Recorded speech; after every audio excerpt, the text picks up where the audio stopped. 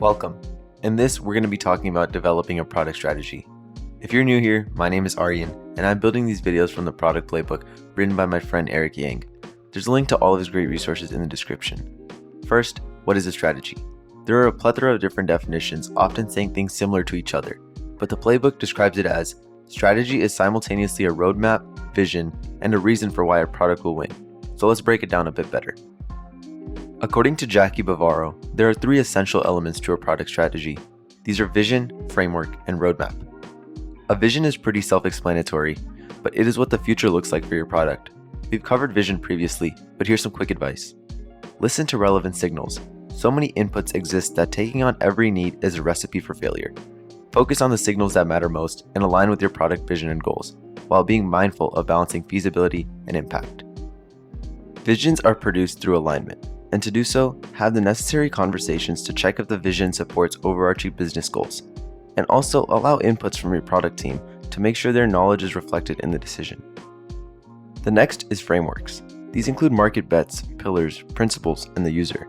This means the concrete foci that determine product success, market trajectory, competing products, analogous experience, etc. Keep in mind, strategic frameworks are heavily opinion-based. Yes, it's good if your opinions are rooted in data, but the perfect principles are not clear-cut and easy to determine. Otherwise, success would be ubiquitous. This is why the choices here are so crucial. Lastly, a roadmap. There's a much more in-depth video on making the roadmap in this playlist, but here's a quick rundown. A roadmap is essentially a plan to achieve the initial vision.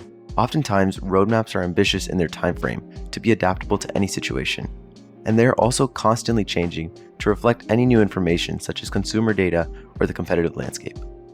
From here, it's important to consider the ever-changing market. There are regulatory shifts, new competitors, user preferences changing. Everything can strengthen or weaken your strategy, which is why pivoting is such a big deal in the modern business environment. When you're sure you've found something that undermines the overall strategy, you need to pivot as quick as possible.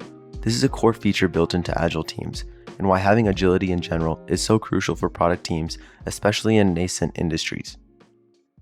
Lastly, but maybe even the most importantly, is the difference between a strategic step and a full strategic plan. Product teams sometimes create strategies with a lack of data. They have this misconception that they have to create a full-fledged strategy now, so the rest of the product process goes smoothly. In reality, great strategy evolves and requires revision. Throughout validation and implementation, you'll find insights that require strategic pivoting. Just revisit, realign with your team, and keep moving. That's what Agile was built for. That's all, folks. Thanks again for watching. I hope this provided value. And again, check out Product Based by Eric for a wealth of free and accessible information linked in the description.